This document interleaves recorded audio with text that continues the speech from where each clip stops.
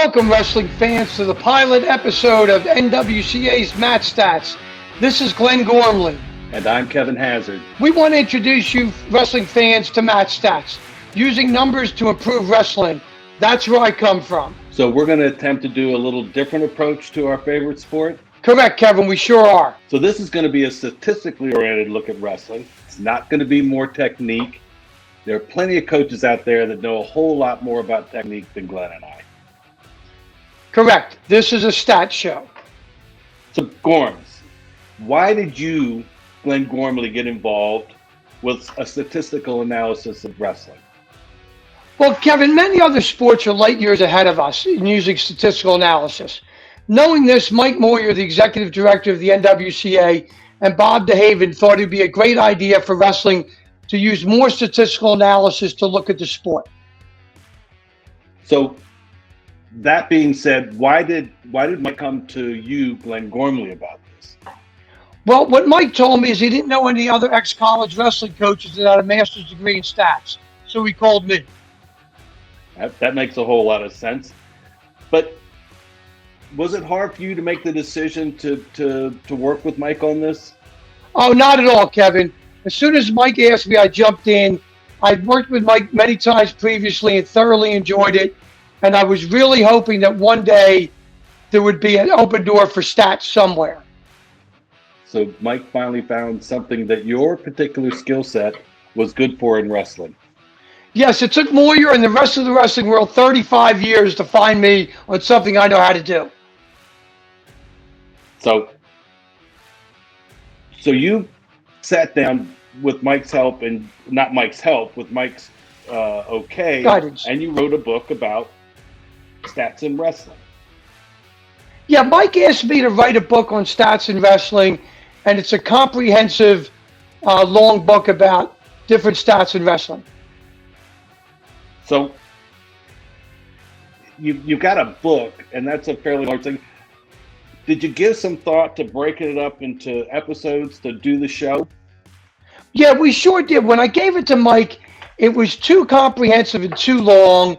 I mean, it was a long effort. It took me about a year, and my editor, Brooks Zumas, helped me out. So Mike correctly said, let's chop this into smaller increments, and let's make an internet show about it called Match Stats, and that's where we are now. And now we're going to break it down into even smaller episodes. What was your first thought about breaking it into episodes? Well, my first thought, Kevin, was bringing you on board. I thought you would be the perfect co-host. And, sounds like a stats guy. You must not know a whole lot of people if you ended up choosing me. No, people don't hang out with stats guys. So, to recap, you wrote a book essentially that used a statistical perspective to view wrestling. Correct, Kevin. Dead on accurate. So, when you were writing the book, how did you decide, and what did you decide to concentrate on? Well, I spent a year researching the book, and I let Mike know it before we started, that when you do a stats project and you peel back the onion, you really don't know what you're going to get, okay? But I really investigated all things that I thought were pertinent to the sport. Yeah, I read the book, and, well, I really think we should just dive in. I think it's going to be exciting to look at this through a statistical perspective. Perspective is a hard word to say. And I think a lot of us have more hunches about how things go, but maybe the actual data has never been compiled like that. Correct, Kevin. Okay, let's dive in. How did you, Glenn Gormley, get involved in stats and sports? Okay, Kevin. I was getting my MBA from William & Mary when I was the assistant wrestling coach there in the 80s. I was concentrating in finance and stats, and I had to write a grad thesis on my stats angle. Okay, so I approached a professor who luckily is also a Philly boy and a big fan of the Phillies. So I said, what about doing a stats project on baseball? Now, when you go to MBA school, everything's got to be about some big business or something. Well, Major League Baseball is a multi-billion-dollar business. So what I did was, Bill James had just started his days of sabermetrics in the early 80s. This was the late 80s when he was doing this. and I was immediately thrilled by it. So I did my grad thesis on stats in baseball. So you said sabermetrics and you said Bill James. Can you tell us a little more about them? I'm not really familiar with them. Okay, sure, Kevin. Bill James is an American baseball writer who's the father of stats in baseball at this point, and he started this group called Sabermetrics. It's basically American baseball research, okay? And baseball is perfect for stats. Well, Bill James became so influential, Time Magazine named him to the 100 most influential people in 2006. It really revolutionized stats in sports. So that makes a whole lot of sense. And so you're writing this thesis, and how did that go? And I know you were coaching at the same time. Did it interfere with your coaching? No, it really didn't, because I had to allocate some time anyway to do my graduate work. So it really didn't affect it, but it sure, made me think of the possibility of different sports for stats. Yeah. Go ahead. So you're writing about baseball, but you're a baseball fan, I know, but you're also a wrestling guy. Did you think while you were writing it, maybe there was an opportunity to use this in wrestling? Yeah, I really thought what Bill James started would and should be used in all sports, and I really thought wrestling was one of them. I didn't know when it was going to happen, but when Mike Moyer gave me the call here 2 years ago, I was back where I came from and really trying to, help wrestling through stats, something I knew about. So 30 years later, and so you wrote it, and this is your master's thesis. Did your professor like your thesis? Oh, my professor loved it. He said nothing like this had ever been published before, and I should go to Hopkins and get a PhD in this. So, did you follow his advice? Sadly, I did not, Kevin. Now, so you spent this time in this thesis. The professor loves it. Why didn't you follow up on it? Well, number one, I had a business opportunity in Williamsburg outside of stats. And I also wanted to stay local and help the sport in whatever small way I could, even though I was no longer coaching. And, Hopkins is 3.5, 4 hours away from William and Mary, so I decided to stay in Williamsburg. I just have to think, I know about this time period. So by choosing to go in another direction, you missed out on the explosion of statistical analysis in baseball. You could have been the guy. You could have been the guy that worked with Billy Beane with the Oakland A's and used the statistics, which became the basis for the Moneyball movie. Yeah, Kevin, that's correct. Moneyball took over before I left off. I don't know what they had done previously, but nothing like that had ever been published.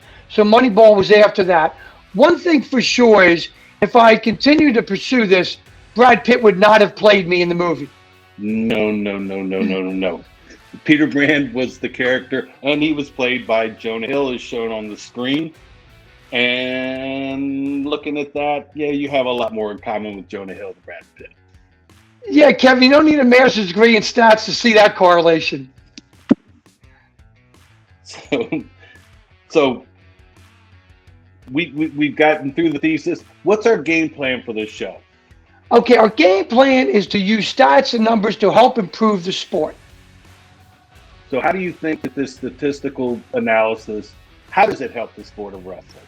Well, I think, first of all, we gain a lot of knowledge, and also there's so many preconceived opinions throughout the world, not just in wrestling, but in so many ways of life, that you really sometimes need to look at the numbers to see if your notions are correct or not. Yeah, I've read your book, and I've reread portions of it, and I really thought it was excellent, which shows that I'm a little bit of a geek. But it was really well researched. It was really comprehensive, and there's so many great stats that I think we can dive into in some of the later broadcasts. Yeah, thank you, Kevin. I appreciate the compliments, and I believe there's a lot for many wrestlers, fans, coaches to learn from this book and our internet show. So how Have you given any thought about how we're going to break it down into, let's say, more digestible portions?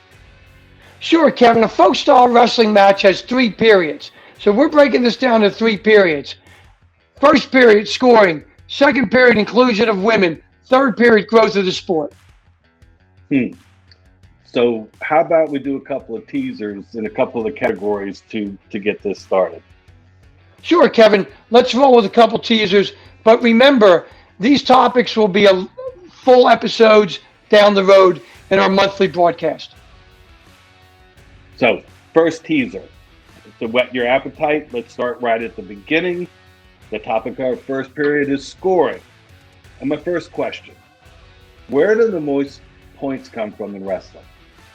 Okay, just like the old adage in baseball, is baseball starts with good pitching. In wrestling, it starts on your feet. That's where the scoring comes from. So on your feet. So how do you break that down? Okay, Kevin, as you can see from the slide on the screen, in the high school male matches, 53% of the points come from takedowns, and the NCAA men's, 50% come from takedowns. So men and boys are high school and college, almost exactly the same. Interestingly enough, half the points are takedowns. And I just, that's interesting. And if that's the case, do you also break down how much time is spent on your feet? Let's say pick one of the tournaments. Sure. In the 2019 NCAA tournament, 61% of the time was spent in the neutral position. You can see that on the slide right now. That's pretty interesting. I wonder, looking at this, if a lot of coaches know this, and if they don't, using this kind of an analysis, if that would affect the way they run their practices. And I think we could use some feedback on this. Kevin, that's a great idea. We have our email up there on the screen right now. Any questions, observations, thoughts, be happy to send them to Gormley and Hazard. We'll respond to you. NWCA matchstats@gmail.com is our website, is our email address. And we'll also, and not we, Gorms will do the research, and probably it'll help us do more analysis. Correct, it sure will. So while you're researching the book, how and where was the most places you found your data? Okay, what I did for collegiate men, I looked at 3 years of the recent NCAA Division I championships, looked at 2 years of the women's WCWA championships, looked at a couple years of PA, both AAA and AA boys, and California, both the boys and the girls. So that's some really high-level competition you use to base this. Yeah, we try to use. We wanted to use the highest level of competition, and the Division I tournament clearly is in men, and as is the WCWA in women, and we chose a couple states that were high level for boys and girls, high school. Yeah, really high level. Did you consider using any other tournaments for this? Yeah, Moyer asked me about this, but I told him we had a big enough window with what we had to make observations and correct statistical analysis. So we did consider it, but there's a time limit in life. Yeah. And so that's a really good teaser for our first period. Let's move on to the second period. Inclusion of women in wrestling. Why do we need women in wrestling? Well, here's why we need women in wrestling. Females are a little bit over 50% of the population in America. What business would come up with a game plan, a business plan, that did not include women? They would be calling their bankruptcy attorney. And Kevin, when you think about this, 50% of America are females, but in colleges right now, 60% of the enrollment is women. We have to include women. Right, so that's 50% more women in college than men. And that makes perfect sense. And I also am thinking, as you were saying, that changes are always made in business. And if they're made in business, they have to be made in wrestling too to keep up with the times. Absolutely. Sports are the same way. You have to keep up with changes. Baseball adopted the designated hitter rule in the early 70s. A couple decades later, interleague play, they both caught on and were welcome. Wrestling has to learn to accept women. And when you think about 60% of women, that means for every one male in college, there's 1.5 women. So we need women's wrestling. Absolutely. So we're talking about women, and when you were doing your research, I noticed you included women in the statistics. How similar were high school women and high school men in scoring? Okay, we had to compare the high schools on this thing because in college, women do freestyle. As you can see from the slide on the screen right now, high school males average 9.59 points per match, and high school girls, when you control for pins, because there's a high, women are just getting started, is 9.0 points per match. That's about a 5% difference, Kevin. It's essentially the same match, just two different sexes. That's really interesting. I kind of thought it might be a little different, but not. So that's the scoring. How about the amount of points that women score on their feet? Is that similar to men? Oh, it sure is. As you remember from the last slide, we have a new slide on screen now. High school males are 53% from takedown points. High school girls are 48%. Once again, same sport, two sexes. That's again, that to me, that's not intuitive. I think you have to look at the statistics to grab something like that. Yes, Kevin, you do. Go ahead. Yeah, Kevin, it's one sport, one team, one family. Exactly. So that's another teaser. Now let's move on to our third period, growth of the sport. And so, myself included, I think a lot of fans have been worried over the years our sport was dying on the college level. What did you discover when you did the analysis? Well, it's a fallacy that the sport's dying currently. Okay. There are currently more four-year college teams, men and women combined, when you combine the NAIA and NCAA in 2020, than there were in 1981-82 when the NCAA merged men and women together as one organization. So 419 and 81, 420. And I see that, 81, 82, that was men and women?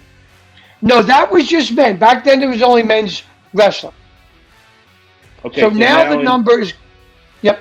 But essentially, Kevin, there's more four-year schools to go out and root for right now. And that number was as of October 2020, and it included any teams that were in the process of adding. So, again, I think that's really amazing. I would have guessed there were a lot less teams wrestling right now. And yeah, Kevin, many people would have thought that. They don't realize we are now in the Camelot days of wrestling. Okay, this has been ushered in with the NCAA having women's wrestling as an emerging sport, and the advent of women's wrestling has just changed so much in our sport. And so everything I've heard over the years about Title IX hurting men's NCAA teams, what did you find out about that? Well, I heard what I've discovered on that, Kevin. I heard the same story you heard, that NCAA crushes. This is not true, and as you can see from the slide on the screen, it only held true for wrestling. Of the top 12 teams, men's teams in NCAA sports, 11 of them increased from 1981-82 to 2020. We were the only one that decreased. And as you can also see from that slide, in the last decade, men's wrestling teams have increased in NCAA because of the advent of women's wrestling. So if Title IX was responsible, you would see a decrease in all the other men's teams. So it was not Title IX that was the decrease of this. So if it wasn't Title IX, why is wrestling the only sport that decreased? Because until recently, there were only two sports that did not include women: the 800-pound gorilla football and wrestling. So wrestling had to be put in a headlock and include women. That makes just total sense. I see exactly what you mean. Yes. So for decades, we all thought this, but now we look at, hopefully we can look at this differently. I agree with you 100%. Okay, Kevin, let's see how good of a job I did today with my stats thing. We're going to see what we learned today. So, Kevin, you were allowed to take notes on this whole thing. I And I want to did. know I have my what pen in my hand. good. I want to know what you learned about wrestling right now with scoring. Tell me something with scoring comparing high school males and NCAA males. I learned that half the points in folk style for male and female, high school and NCAA, come from takedowns. Very good. What did you learn about the high school women and high school boys, the comparison, the match on the total points scored? Its scoring is really, really similar between male and female in the high school level. Good. What did you learn about the growth of the sport? That we are in the Camelot days of wrestling. There are more four-year schools today than there were since 1982. And something we didn't talk about, but just, we've just come off the Tokyo Olympics, and that just has to, kind of bears it out. I mean, the men and women that we sent to Tokyo came home with just the best I've seen since I can remember. Yes, Kevin, it was the best at any time since the Second War, with the exception of 1984, when the Soviet Union and Eastern Bloc nations boycotted the Olympics. So something we're doing in colleges here in high school, advancing up through has worked. We have 9 medals, so I'm really happy to, say that America is showing its dominance in something, and one more thing. Okay. So anyway, Kevin, I really enjoyed doing this with you. And what we're going to do here, so I know you're well aware of this, but I want to let all the listeners know. The third Wednesday of each month at 3 o'clock. It's easy to remember, guys. Wrestling has 3 periods. Okay, the third Wednesday. Wednesday's the third day of the week, 3 o'clock Eastern time. That's when our weekly show will come out. The next, monthly show. Next month's show is on scoring. And we're going to have different episodes, different months, and we'll rotate through what we do. But what we're trying to do is help educate and show people about stats in wrestling. And with my co-host, Kevin Hazard, I'm Glenn Gormley, and we're trying to educate you guys on stats in wrestling because that's where I come from. Have a good night, folks.